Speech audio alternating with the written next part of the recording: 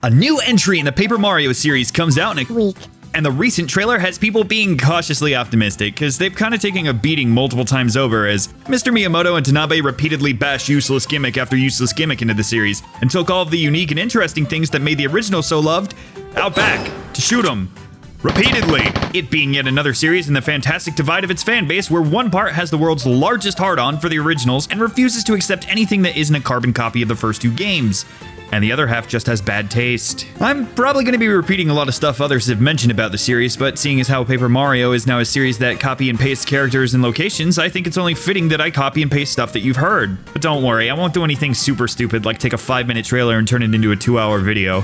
To me, I firmly believe that Paper Mario is actually two different series. The original and Thousand Year Door fall under the Mario Story games, going off of the Japanese title, whereas the 3DS and onwards kind of fall under Paper Mario games.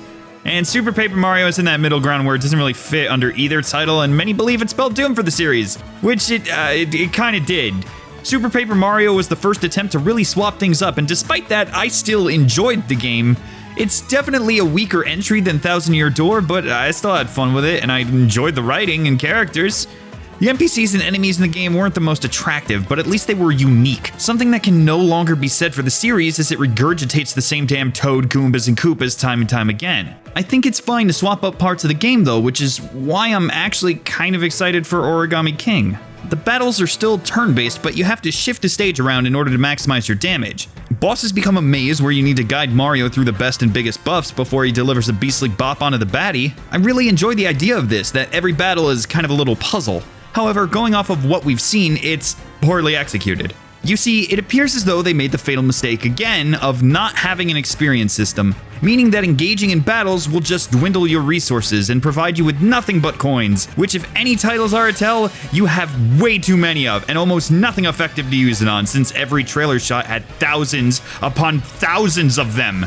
Supposedly, you can use coins in order to call Toads into combat to make it easier, but at that point, I feel as though it'd just be easier to skip the battles and hold on to your good attacks, because much like every Nintendo title recently, there's durability in weapons. Your special moves again are not tied to any FP or whatever, but instead seem to be picked up or bought and can be used a limited amount of times before they break. Not quite as bad as Sticker Star or Color Splash, but it still raises the question as to why Nintendo has had such a fascination with durability. Mr. Miyamoto, I have this stack of papers for you to sign. Well, I would, but my pen is broken. Broken? What if there was a video game where things broke? Sir, I really don't think... Yes, Zelda can break. The Animal Crossing can break. The Mario Brother of Paper can also break. Even you can break.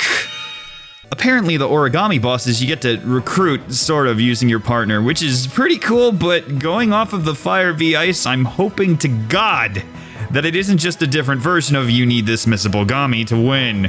But maybe the potentially forced motion controls are your key to success this time. Everybody loves forced motion controls. And okay, I get that we've jumped from Paper Mario to Paper Mario, but I am absolutely sick of these what if the real world was in Mario stuff. I'm not a purist in the sense that I get triggered every time I see a paper pun or an area made out of cardboard. A little let down, sure. Paper Mario used to be a stage, set pieces. It wasn't a world made with paper, it was essentially a Broadway production with paper players. But yes, now everything must be paper, all the time. And where does paper exist? The real world! So of course we must include such memorable characters like colored pencils and tape. Why on earth would you want bosses looking unique and interesting like this when you could have tape? I sure hope he has funny tape phrases like, I'm gonna tape your mouth shut and I am tape and I talk. All the characters are becoming so stale and boring with almost no variety to liven things up. It doesn't really seem like there's unique NPCs either. Sure, there's variety in Toads, sort of, but there's no unique models for them, which is weird to say because they're paper. The older Paper Marios had like elders and assistants that actually had different appearances. Speaking of appearances, the yellow fairy follower just seems like a reskin of the same follower we've had every title since Sticker Star and even in the Mario and Luigi series. I will give props to Rubber Band Man. It's at least slightly interesting, but everything shown in the trailer is something we've seen a million times. I don't believe that throwing hats on characters does make them interesting. That's not why I enjoyed the partners' designs. It's because they stuck out even if they didn't have their accessories.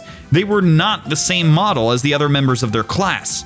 Hell, some of the partners were just completely unique characters or enemies from the series that you don't see anywhere else in the game, such as Cheep Cheeps or Little Sparkies. I think it's fantastic to be able to hang out with Bowser's minions for once, but I wish they at least got a bit of a makeover. They could just look a little different from all the enemies we've seen before, or if that's not the case, at least stop having the same types of enemies everywhere with the exact same look. Oh, but the writing will... No, it won't. I'm aware that they want you to believe that you'll think like, oh, this is the Toad from before, or whatever, but if it's a recurring character now, they generally have them say, remember me? Because you wouldn't be able to tell otherwise. Because look, these are apparently different characters. I honestly don't get why modern Paper Mario brings this weird divide. There were no issues with adding unique characters and locations into Odyssey. Hell, even Luigi gets a ton of new faces for Luigi's Mansion. So why is Paper Mario apparently the end-all be-all with picture-perfect Mario designs? I know that they wanted to have it different from the Mario and Luigi series, which was supposed to be a traditional RPG, but now that's dead.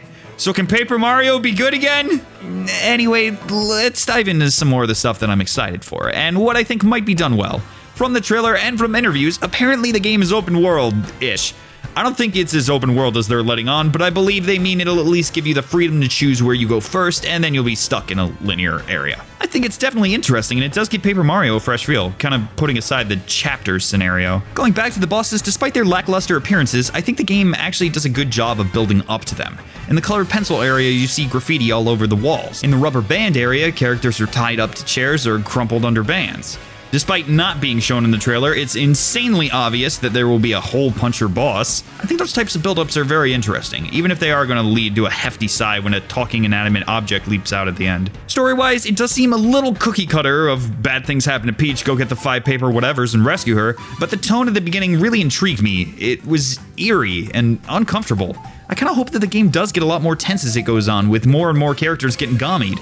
But judging as how there is still a plethora of healthy Toads, I feel as though it's going to drop the tenseness very early on and proceed to throw a million jokes your way. The environments are looking fantastic, and it's a bit of a mixed bag. We do seem to be slightly deviating from the generic fields, desert, snow, volcano for some areas, but of course others are still hitting that quota. I'm a bit worried too because so many scenes shown mimic Sticker Star and Color Splash, which kind of enrages me because the whole point of the deviation was because they didn't just want to remake Thousand Year Door, but apparently are okay with remaking Sticker Star multiple times in a row! Oh wait, this is supposed to be the good section.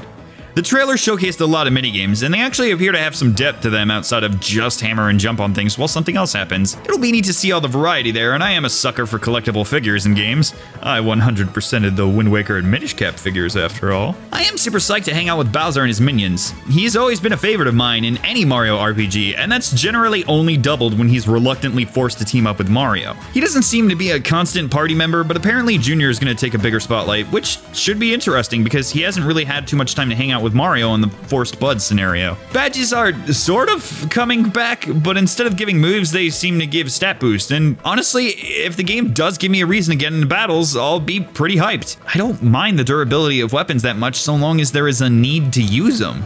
It's definitely a step in the right direction, but still falling short from the grace it once had.